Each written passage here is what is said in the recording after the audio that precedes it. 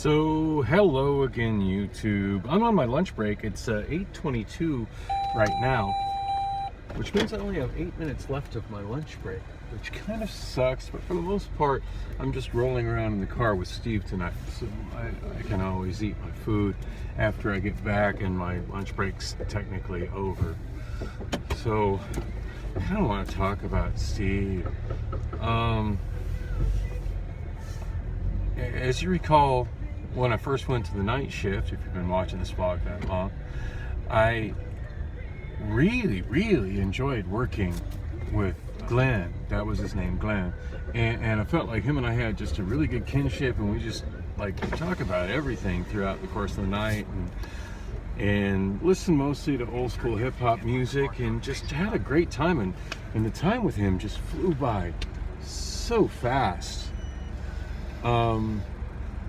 Now, when he started, I was the one driving the shag, but once, I want to say like on the third day when he got the hang of it, like he was driving and then we kind of alternated. Yeah, it's not like that with Steve. Now, Steve basically only drives, and I'm not as happy riding around this shack, just being a passenger all the time. I'm really not fond of being a passenger in general. I mean, I am a driver. That's what I do. So being stuck with somebody else in control, I'm not a fan of that. And especially on a slow night, I'm just kind of trapped in a vehicle that he's controlling, and not only controlling the vehicle, he's controlling the radio, and therein's where the problem really is. So Steve's a sports fan, and I'm whatever you would call somebody that isn't. And for the most part, I'm completely apathetic when it comes to sports. I'm just simply not interested. I'm not interested in sports the way most people are not interested in the way traffic light poles are put together.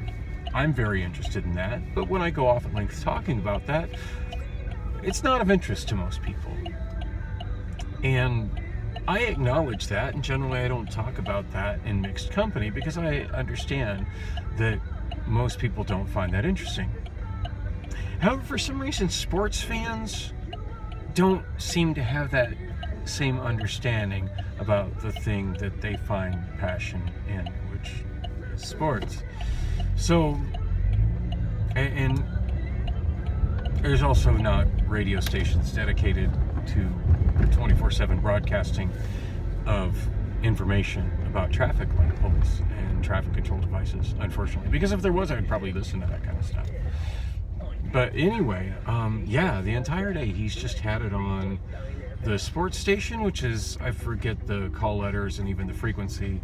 It's 98 something. It's the sister station of KTAR, so I hear a lot of the same advertisers, familiar advertisers, and some of the same broadcasters as well, but that doesn't make what they're talking about of any interest to me whatsoever. In fact, for the most part, I'm just hearing a bunch of words out of context that mean nothing to me. Like, they keep talking about the Dodgers, and I understand they're talking about a baseball team, but when I heard the word Dodgers, like, the first thing I think of is draft Dodgers, because I'm not interested in baseball in the slightest. So, and when I hear somebody in an interview talking about how another man had 2 balls on him, I'm hearing gay erotica. That's all I'm hearing. In fact, it sounds like he's describing being teabagged, and seems like he was really enjoying it.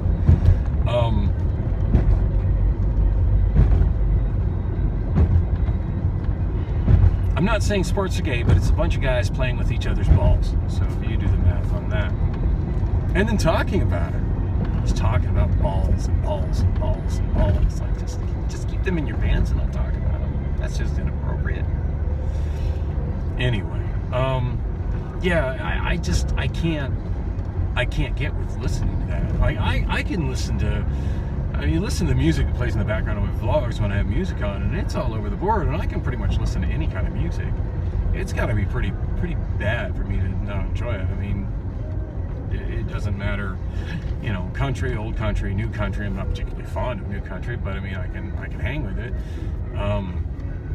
pretty much all the different Spanish stations with the different styles of Mexican music and Spanish music. Like I'm down with that, but I can't really get with listening to sports talks. It just sounds like a bunch of blah blah blah blah blah and balls, and he's touching my balls, and I grabbed his balls and he threw the balls, and he had 2 balls in my face, and and it just sounds like gay erotica that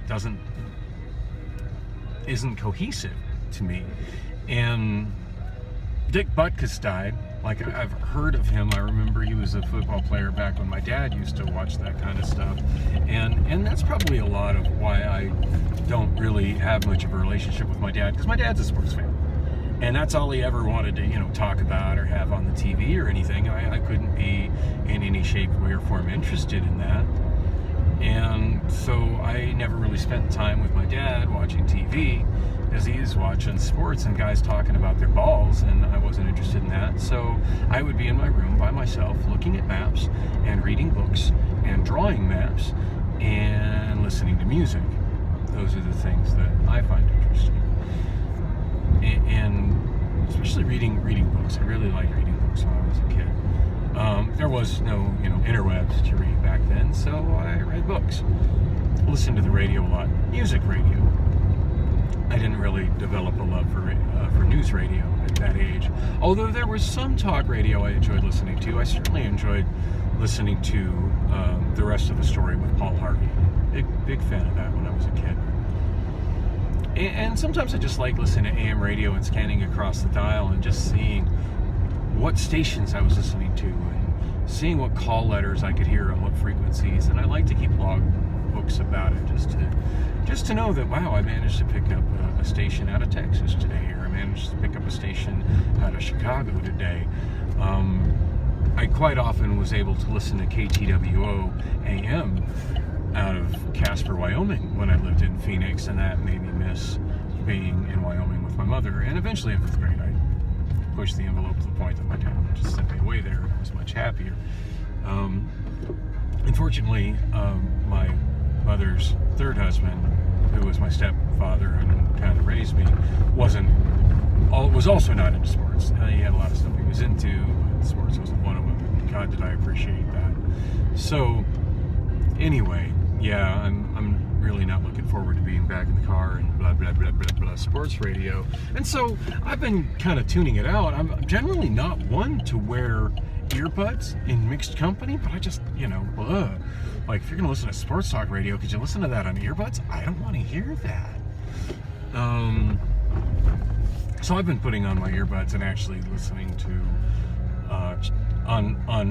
unuploaded chapters of my blog, and I'm working on kind of editing the next one slowly, and at least I'm enjoying that. I've been getting text messages from Honey, who used to come to my show at oh man, someone pulled into my spot. Who used to come to my show at Bullock's Cocktails. I only had one time I tried to hang out with her outside of Bullock's, and if you could find those vlogs, that went terribly bad, largely due to the fact that she was driving, but she wasn't driving me, and I was limited by public transportation, and she wanted to go someplace in Mesa, so it didn't work well at all. And then when I finally got there, I couldn't go in there. Hey, look, there's Steve now. As you can see, he doesn't walk very well, so that's fine, man. I don't have a problem with him driving the Shag. I just wish he would put some music on. Like the other day, when we were working together, the one day I worked with him, it was a week ago, he was playing the game, and that was giving me straight up panic attacks. And thank God today there's no game being broadcast, because I couldn't, I would have to absolutely, I think I would just tell the supervisor that I'm feeling sick and go home, rather than put up with that. But yeah, so we should put some music on. Like the other day we were listening to Mega, I forget the frequency, but it's like a old school R&B station, and I quite enjoy the music they play on there. Definitely can get with that, but God, I don't enjoy the sports thing. So I kept putting my earbuds in and just listening to my own thing, and then he'd be trying to talk to me, and I could kind of hear him over the earbuds, and I'd pause what I was talking to and pull out an earbud. I'm like, I'm sorry, what? And then he'd be like, that, and he'd be talking about whatever's on sports, and I just can't seem to get it through his head that I'm not in the slightest bit interested in that. I don't know what those names are, and I don't care what they're talking about, and it's just not of interest to me at all. There's been some other attempts us to talk to each other, and it's gone in some ways even worse. And I think he's making fun of me and mocking me, but I tend not to fully grasp that when it's happening. But anyway, hopefully I can get myself a better job soon, because I'm not enjoying this as much as I used to. All right, y'all, it is 10:29 and I'm getting the hell out of here. Oh man, what a long, monotonous, boring, and borderline unpleasant shit.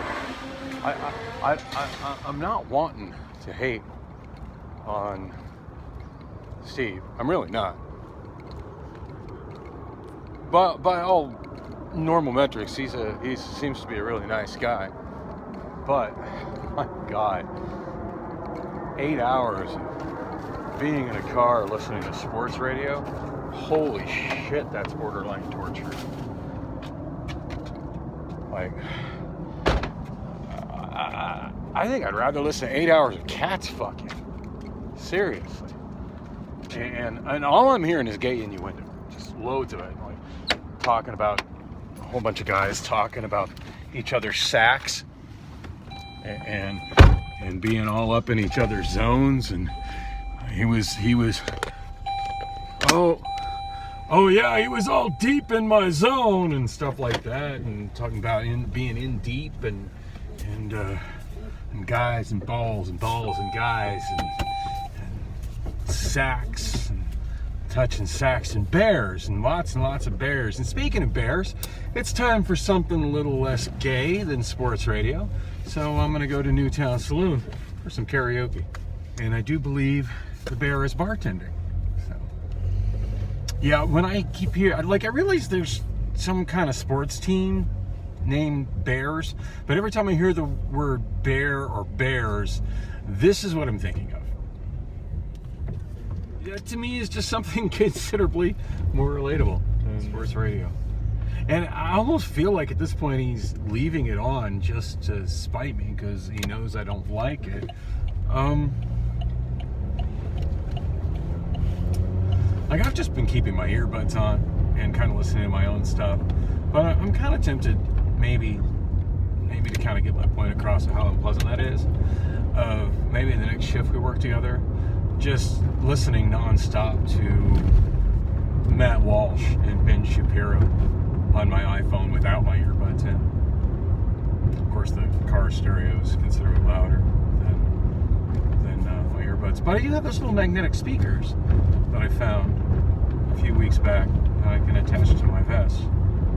So there's that. I'm really not about having a contest to see who can be the bigger asshole, because I'm 100% confident in my ability to be the bigger asshole. I just really don't want to be the bigger asshole. But on the same token, God, I don't ever want to have to sit and listen to 8 hours of sports radio ever again.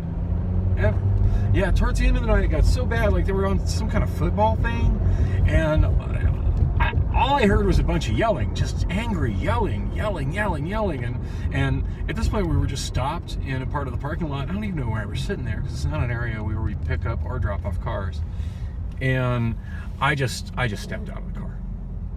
I had my earbuds in, I'm trying to listen to and edit some of my vlog, and I just couldn't even hear myself over all the angry, excited yelling that I guess was football related. And every now and then, like, I'd kind of be like, why are they yelling? And then, of course, Steve would look at me like he couldn't comprehend why he would ask that question. But seriously, why are they yelling?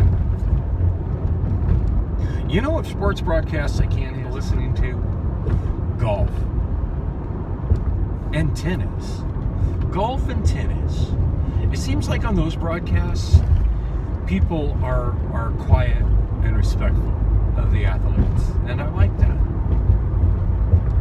Now, the only sport I genuinely enjoy watching except for occasionally when I'm in the mood for basketball, but that's like once in a blue moon, is women's gymnastics.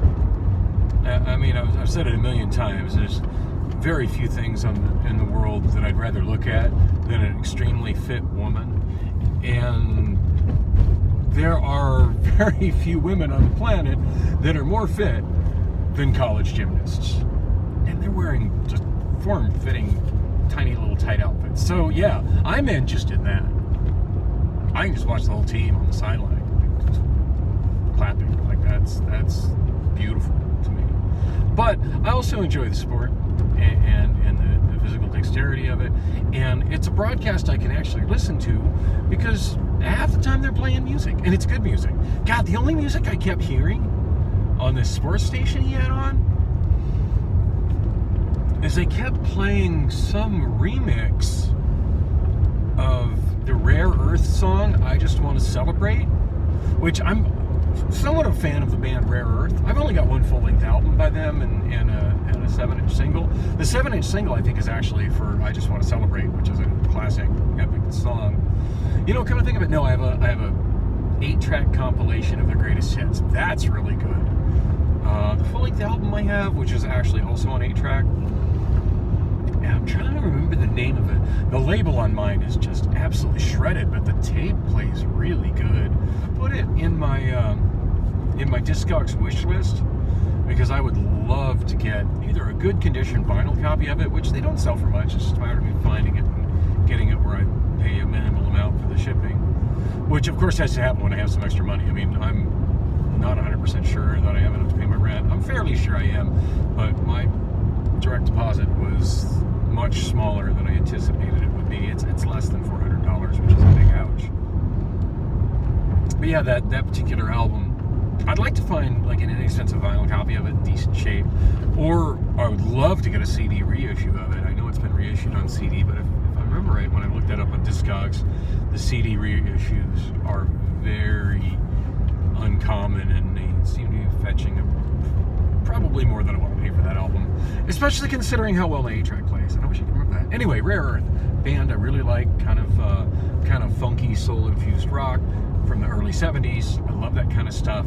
But the version they were playing on the sports station sounded like a remix, and it was just the chorus, and it was being remixed in an almost like disco house style, and it made it sound like something I would hear at a gay bar when a DJ is spinning. And I'm thinking, my God, this is just the gayest programming I've ever heard. It's just guys talking about their balls and their sacks and being deep in each other's zones and being in their tight ends. And I couldn't get over the guy talking about how this other guy had 2 balls on him. I'm like, okay, well, you know, if you're into that thing, more power to you. And then suddenly I'm hearing what just sounds like an absolute gay bar remix of what is otherwise a classic soul-infused rock song. I don't get it. Not my thing. So not my thing. And then of course, Steve, realizing how socially awkward I am, he's always talking about, oh yeah, I talked to that woman and she said she's really into you and she likes you. It's just, okay. I have noticed that most of the more attractive women that work there, if I actually stand next to them and listen to them talking to other people, I realize, just by the way they talk, that they're not even somebody I could hold a conversation with, let alone get to the point of being intimate with. So it's really irrelevant how good they look. I just can't relate. And you know, and is it the gap between being on the spectrum and being neurotypical? Is it that?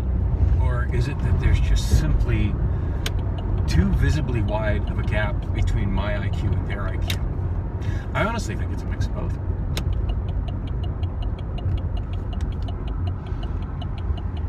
And it's a shame because some of the girls he talks about I do find very extremely attractive. But there are women that I talk to there that I completely relate to.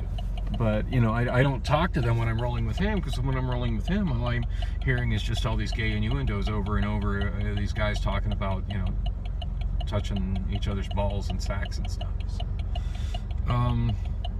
So yeah, overall kind of an unpleasant night of work.